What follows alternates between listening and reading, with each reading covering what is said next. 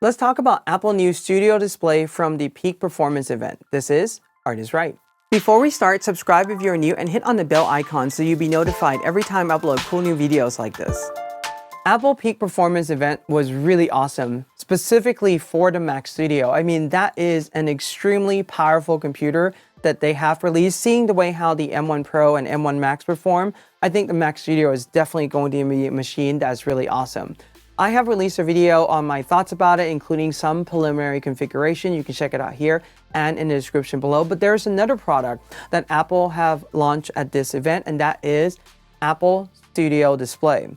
This is a 27-inch 5K display that has the A13 chip built in so that it can do the signal processing for the webcam that is built into the display. And it also has 6 speakers built in, spatial audio, including the ability to invoke Siri. And I'm not saying the word, "Hey, Siri," because otherwise all my HomePods are gonna go live, my Mac's gonna go live, and your devices are gonna go live. So let's have a look at this display, and I have a couple of thoughts about them. So number one, being 5K, you're going to get that minimum pixels per inch to reach that Retina resolution. So they're talking about the webcam right now, the speakers, the fact that it is 14.7 million pixels, it goes up to 600 nit brightness, 1 billion colors, P3 wide color. Now with all Apple displays, we never see something listed, and that is the percentage of P3 coverage. And that's because this is the only model they have, and they always calibrate their display really well, so you're not really going to see that.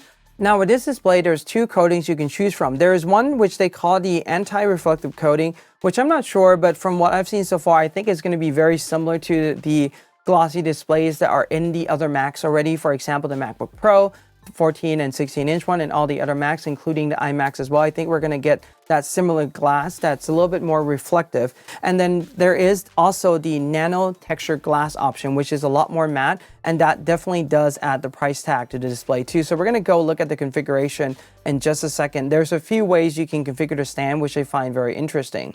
So they also has a video camera built in, and the capability of it is 12 megapixel. It has 122-degree view. You can do the center stage thing where if you have multiple people, it will actually focus on you and make it look better. And all this is actually processed through the A13 SoC, which is Apple Silicon. So I think all these are really great. It also has a studio quality 3 mic array built into it. So we're going to be testing these out because I have one of them coming into the studio that I order as well, which is going to be really cool. On the back of it, you have 3 USB Type-C and 1 Thunderbolt connection in general, and that's pretty much the display. It's meant to go with like the Mac Studio that Apple just released. But let's have a look at the configuration page. Let's go in order now and see what is this display is priced at. So the number one is that you can choose between the standard glass, which is what they call anti-reflective glass, to which I would say that it does minimize reflection, but with any glossy display, you're going to see the reflection in general. That if you really want to configure this for a pro workflow, I would probably go with a nano texture glass so that you have that matte coating, but that does add $300 to the price tag. Now, beyond that, though, if I choose, for example, a nano texture, there are different stands options I can choose. There is the tilt adjustable stand, which is very similar to the 24-inch iMac, how you can only really just tilt it back and forth up to like 30 degrees or so. There is a tilt and height adjustable stand, which you can also tilt and, adjust the height of the display. And there's also the VESA mount option. The height adjustable option is very similar to the 6K display from Apple, the XDR. And the way how that works is that when in the top position, the highest and the lowest, the display will recess a little bit more. The moment you try to pull the display up or adjust the height, the arm goes through this motion where it comes out a little bit towards you and then it goes back in. So there is that arc that the display will always go through, which is one of those things where I think they designed the arm, they designed the mechanism, the spring, and everything really well.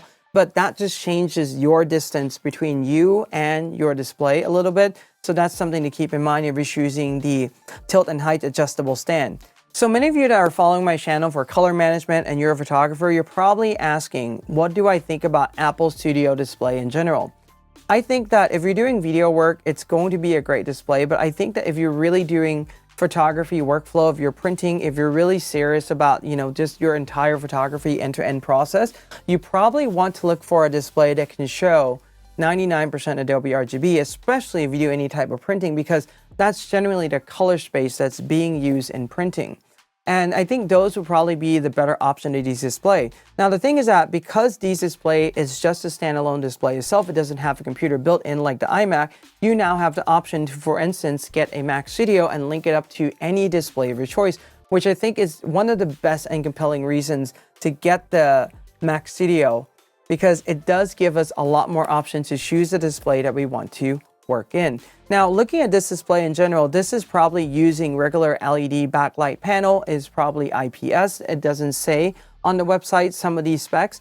So just looking at this in general, I don't think that we are going to get the reference color mode, for example, in the Pro Display XDR and also in their Liquid Retina XDR display. These are the mini LED display from Apple that has been calibrated really well.